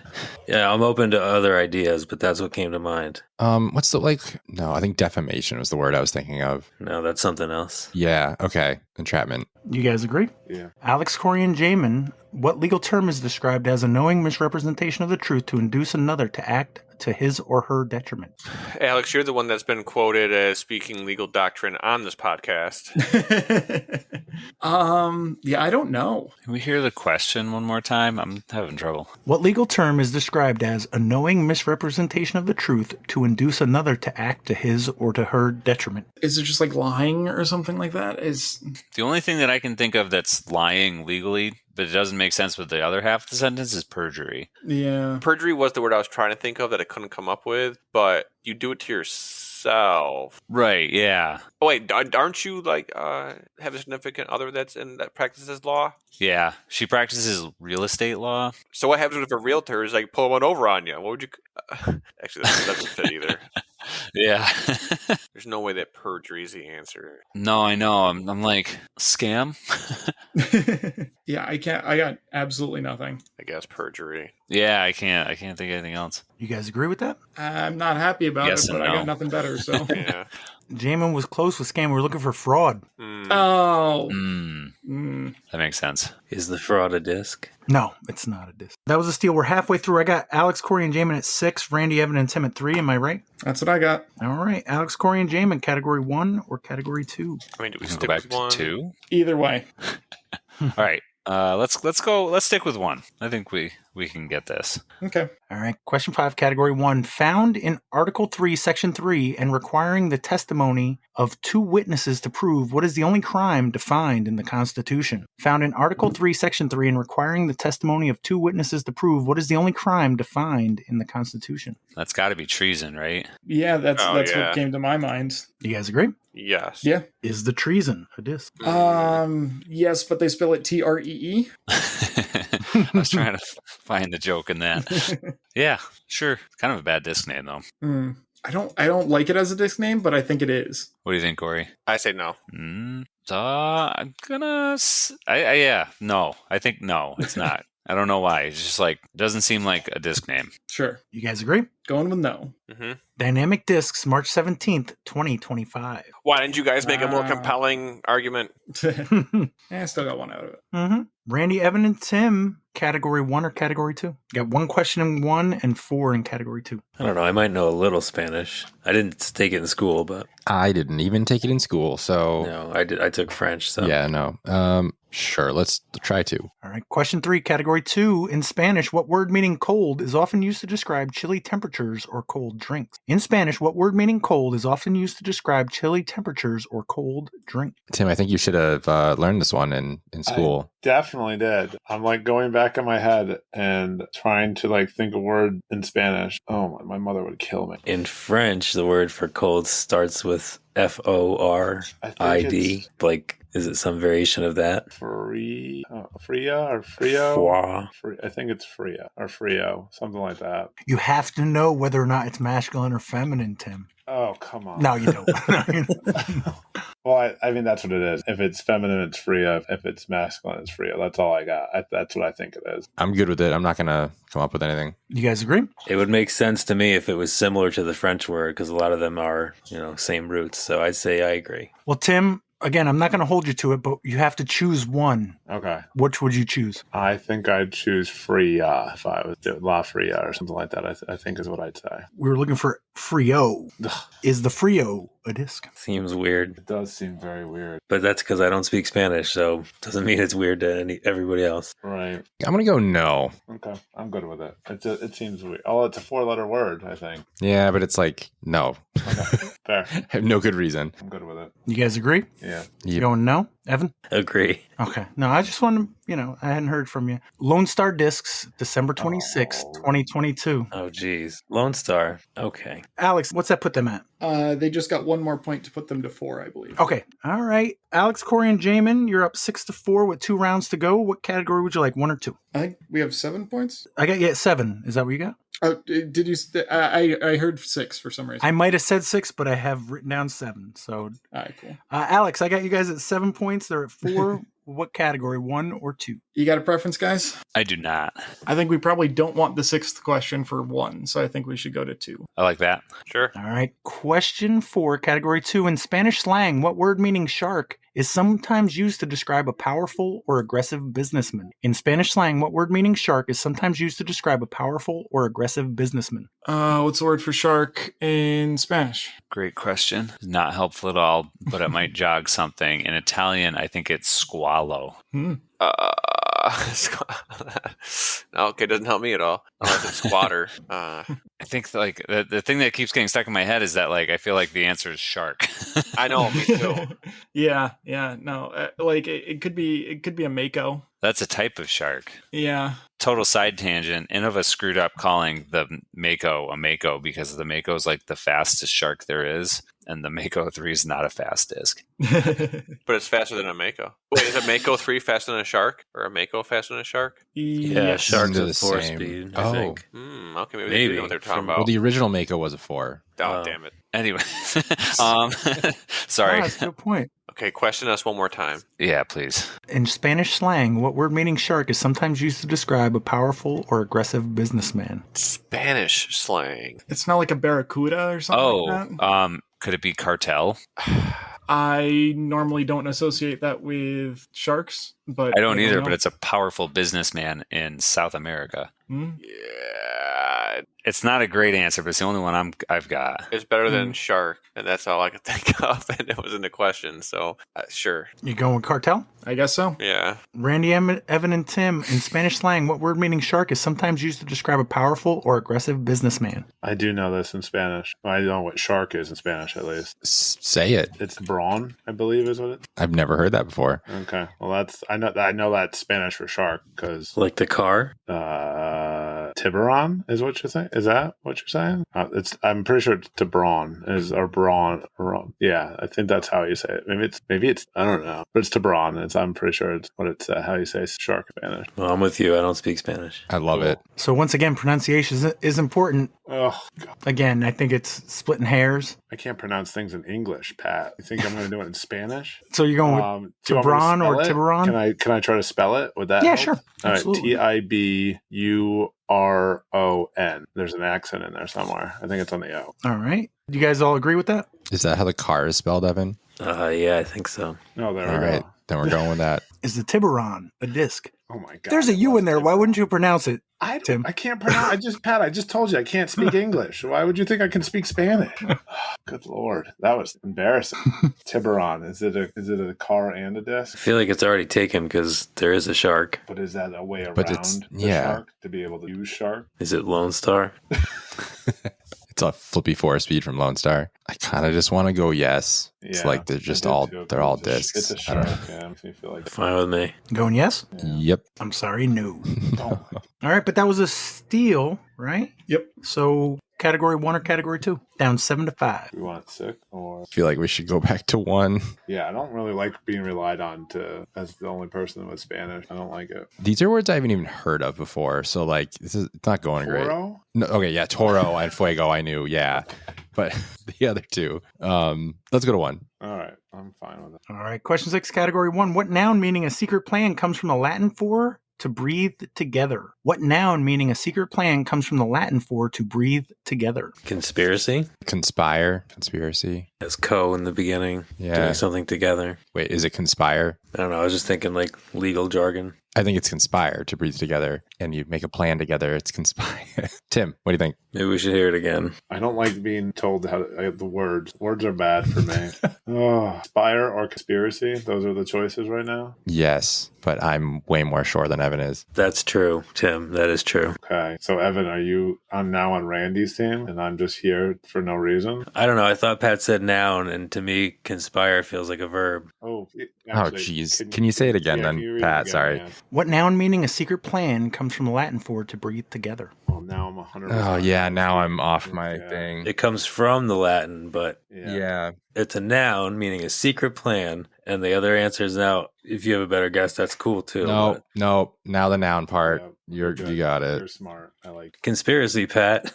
Yeah. Is the conspiracy a disc? Ooh. Probably. Oh, A lot of these have been no's in this category, so yes. yeah, fine. Going yet? Yeah. Yep. Pie Pan Discs, May 18th, 2023, and we are tied with 1 round to go. Look at that. All right, Alex, Corey, and Jaimen, question 5, Category 2. In 1959, the Soviet Union launched the second craft appropriately bearing what name and crashed it into the moon? In 1959, the Soviet Union launched the second craft appropriately bearing what name and crashed it into the moon? So it is or is not Sputnik? I'm pretty confident it's not Sputnik. Okay, I was pretty confident as well, but did that trigger you into thinking of what it actually is? No. Damn it. The only thing that I can come up with is kamikaze because he crashed it into the moon, but that's the weird It's thing Soviet. for the Russians. Yeah. He didn't say anything about the language. Yeah, I don't know. That's the only thing I can really think of. I'm not too great with Soviet space race.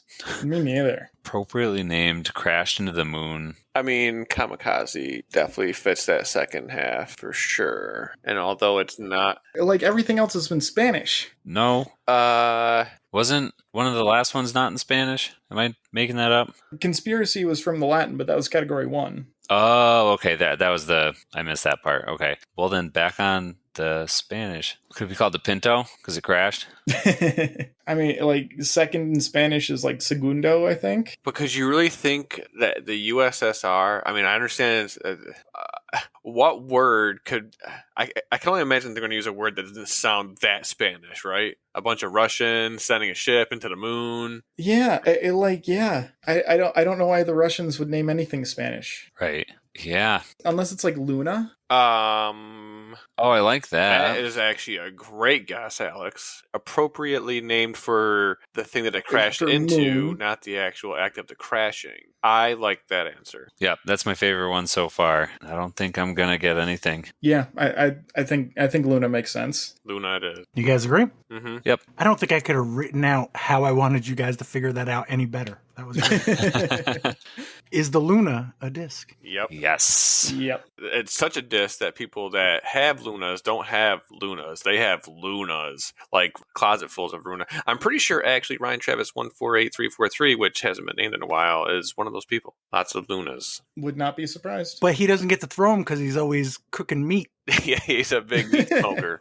Smoking the meat. All right. Final question for Randy, Evan, and Tim. You're down 2. You need both to tie at least. Question 6, Category 2. Which Spanish verb means to work and is often used when talking about jobs, tasks, or effort? Which Spanish verb means to work and is often used when talking about jobs, tasks, or effort? This is on me again. A little bit. I'm guessing it's a word we use as not Spanish speakers based on that. I don't know why, but I feel like I've heard it. Is it trabajo? I was going to say trabajar. That's whatever trabajar, something like that sticks in my head. Trabajar is what comes in my head for to work in Spanish or working. Although that's a terrible diss. Trabajo is the thing that popped in my head. If it makes sense. It sounds like what you're saying too. And I can't speak, so. Well, yes, I know you can't type very well. I don't. You speak okay. Okay, thanks. Trabahar, I think, is what works, but. All right. So if you want to. I agree, of course. What are you going with? Oh, I'm not saying it. Are we going with Trabahar or are we going with what you said, Evan? We'll go with yours because, again, I took French. Okay. Which one? Just to clarify, Tim? Trabahar, I think is how you say it. Is the Trabahar. Get it. I did know that one, so I'm glad you guys got that one. Otherwise, I would have felt bad about stealing it. So what does trabajo mean? Where am I getting that from? It's some conjugation of Trabahar. Yeah, okay. It means you're working it, not just work. Sure. Working it? I have no idea. What? Is the Trabahar disc? I have no idea. I don't know. This one's kind of gone up and down with the categories. There's been a lot of yeses, but some no's too. This feels like a no to me. Yeah, I don't like it as a disc. Randy, do you super like it? No, I thought they were all going to be yeses because they were all like Spanish words and it was like a category he could put together, but Tiburon threw that off. You mean Tiburon? No. No, you don't mean that? Okay. Okay. Fair. Yeah. How do you spell this? The word? I know it has a JAR at the end. Trabahar. I just want to go yes. All right, you pick the teams, so we'll live and die with Randy's answer. Let's go. We're going yes, Pat. You go yes? Congratulations, Alex, Corey, and Jaimen, because the Trabahar is not a disc. Man, I thought the way you guys were all hum-hawing at that at first, I thought for sure, I'm like, yes, finally. And then Tim pulls it out of his stinky bowl. My mother would be so mad at me. She's an ESL teacher. She would 9 to 8. So lit. Wait, doesn't that just mean English as a second language? Yeah, but she speaks Spanish fluently. So shouldn't she be a Spanish teacher? Something. No. Pretty hard to speak English to somebody who doesn't speak English if you don't speak their language. Right. A lot of ESL teachers do not speak multiple languages, though. No, my mother can speak 3, so she'd be very angry with me. Well, congratulations to the old heads. They've heard enough of my questions to know how they work. Real quick before we go, Warwick Tuesday dubs, 9 teams. Brock DeGraw and Tony Forder shot a -9. They tied with Steve Brinster at Warwick Tuesday dubs. Stony Kill random dubs. We didn't get to talk to Alex, but shocker, Alex came in second again. Forever second place. Joe Jaskolka and Kevin Gordon shot a -11. What you guys shoot? 8 down. Not too bad, but it definitely left a couple out there.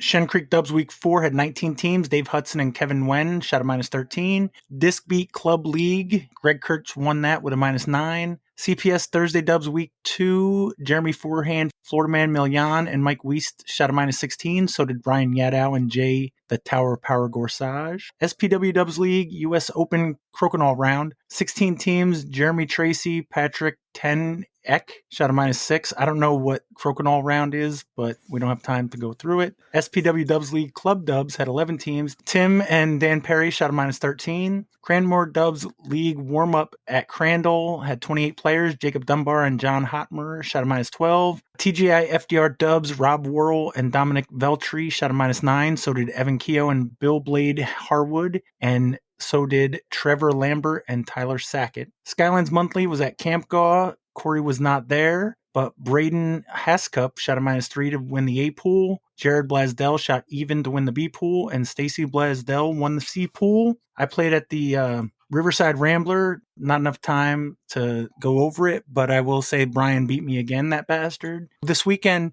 if you really want to annoy Jaimen, let him know that you want to get into the Volunteer Open. He will open up a spot for you. I will. Jaimen, I'm going to annoy you tomorrow morning. All right. You will be the third person if that gives you any. It's not annoying. It's every single time. As soon as it closes, you'll have several people ask to join. Yeah. I think I might just open up registration for a day for my next tournament. Just close it. The amount of people who sign up after it's closed is frequency-wise higher. Corey, what's your Pro League prediction for this week? Playing Central Park. Kind of depends who shows. I guess Kyle if he shows up. If he doesn't, then me. All right. Any birthdays coming up? Speaking of CPS, actually, David Hudson. His birthday is on Sunday, Star Wars Day. Oh, heck yeah. That it? By the time this airs, we may have a Winter Battle Royale champion. Ooh. Wednesday. All right. Well, thank you, Corey, Evan, Tim, Alex, Randy, Jaimen, and Jason. And sweet up. Thanks, Pat. Thanks, Pat. Thanks, everybody.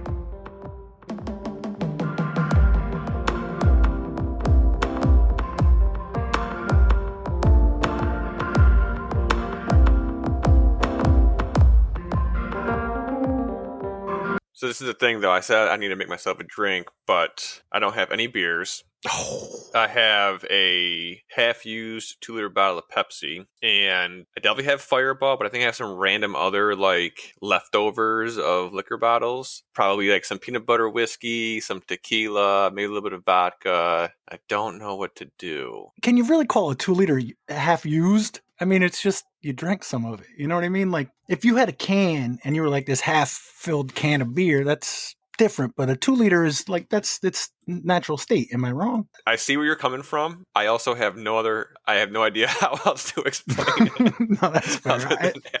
It just caught my ear weird, like a half-used 2-liter. Well, I'm just saying that the amount of drinks I can make are limited. I only have half of a 2-liter. That's fair. Too much running today, so you couldn't stop and get you some beers. Well, like work was kind of crazy. I didn't really want to. I don't know why I didn't buy beers, but then I'm like, oh, it's kind of nice. I'll do something productive for the podcast. I'm like, let me see if the lawnmower starts and the weed whacker starts, and then one thing turned into another. I'm mowing half the lawn at 7:00. Throw some shit in the oven. Here I am. So I will say, I this might be surprising to some people, but I actually, I made a Jack and Coke. I actually had Jack Daniels. There you go. Jack and Pepsi, so I'm sure that's going to rub somebody the wrong way, but same shit. Is it Jack Daniels or is it? It's actually Jack Daniels. I have no idea where that bottle came from. And it's like mostly full. It didn't crack when I opened it, so I don't open it at one point. But another question for you, Randy. You guys, the Beamises seem kind of like a couscous family. True or false? No. I haven't made couscous in my adult life. All right. I thought he was going to say like weeks. I haven't made this stuff in weeks. It's been 45 minutes. When he said ooh, I thought that was about to be like a good ooh. No, I don't like the texture. I would definitely eat it if it was like in a Mediterranean restaurant or something like that, for sure. But like the box you would get at a grocery store to like make it home. Like my mom made that growing up, and I did not love it. I don't know what couscous is. Is it a pasta? No, it's a grain, right? Is it a grain? Yeah, I think it's a grain. Now I have to find out. Oh my god, it's not like a legume, right? I'm pretty confident it's not a legume or like a lentil. No. You know, They're a lot of things like are legumes, though. Well, I made couscous, so that's where it came from. It is technically pasta. Oh, so I was right the first time. Okay. Did you make anything with it, or just straight couscous? Nah, just couscous and butter. No, I got couscous, some like baked carrots or roasted carrots, I guess you'd call them, and some chicken with like cheese and panko on top, and a Jack and Pepsi. Not bad. Used to have Ryan's hockey minute, and I could have Corey's dinner minute. I actually heard from him this week. He enjoyed the fish themed round. Yeah. Wait, when did you see him? I didn't. He just messaged me. Oh, sorry. Yeah, because Ryan was trying to get me to come down to Camp golf for the monthly. I almost went, but I played the Rambler the day before, and it was wet and kind of miserable, and I didn't really feel like climbing a wet mountain. You know? Well, there was that too. Like I was played Heiser Saturday, and I let him know like it'd be kind of cool because I probably won't get a chance to come down there and play the course at all before a tournament. And I was also thinking like, it's gonna rain all day Saturday. Like that place gonna be soaked. Walking that hill is gonna suck. And then I just didn't feel like playing disc golf on Sunday, so I didn't go. I didn't want to drive 2 hours to do it either. So.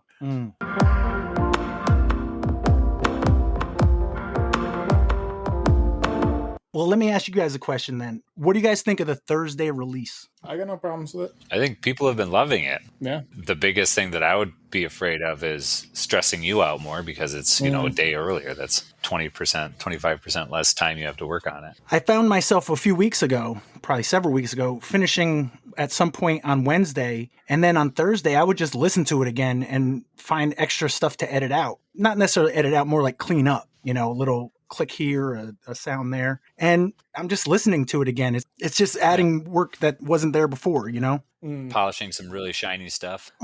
Exactly. Really shiny turds. That's also how I think of myself. I think it's great, but like I said, if it works for you, awesome. But if it doesn't, don't do it. If I were you, I would just do it when I felt the desire to do it. Like, hey, it's Thursday and everything's working out great. I'm going to send it out. But then if anybody complains that it ever doesn't come out on a Thursday, put it out on Saturday. Well, that goes the other direction from what I was just thinking, which is having it come out on Thursday is cool because it's a little more recent from when we spoke, a little less removed. But yeah, as long as it's not feeling like a crunch to you. It was a pleasant surprise. I was happy to share that with people. So it was cool. I did get the 1 a.m. message from Justin that I obviously did not see until like 6 o'clock in the morning when I actually woke up. Like, Bet released it Thursday, not Friday. Like, I don't know. And then obviously you explained. That brings up a question, though. Some people that are Patreons were like, well, why can't Patreons get it a day early? What do we think of that? Any opinion on that? That does make sense and is, something that you see and hear other places. Not that you have to do what other people are doing, but that seems like a reasonable, then it's a somewhat of a benefit. It's just one day, but it's kind of cool if you want people to feel like they're cool kids. Yeah, it's not what would be the logistics? You have to like upload it to Patreon, or that'd be the question to that, I guess. Did I see you asking or kind of you responded that, and I don't know if it was Brian or somebody else had an idea about how that might work. Oh, Schwartz, maybe that makes, yeah. I guess in theory, I could put the direct link right on the Patreon site. Cuts down on your download. Well, I think it would count if it was a direct link. I think it would still, yeah. Because that's what I'm thinking. Like, it would ruin a lot of people's Spotify year-end report. Every week, I send a link to YouTube, and it just puts up a picture of the logo, and it plays the audio. And that takes about 20 downloads a week. I don't believe people are doing both. So, I mean, that affects the downloads as well, because it doesn't count towards your episode downloads. So there's already that kind of sapping it.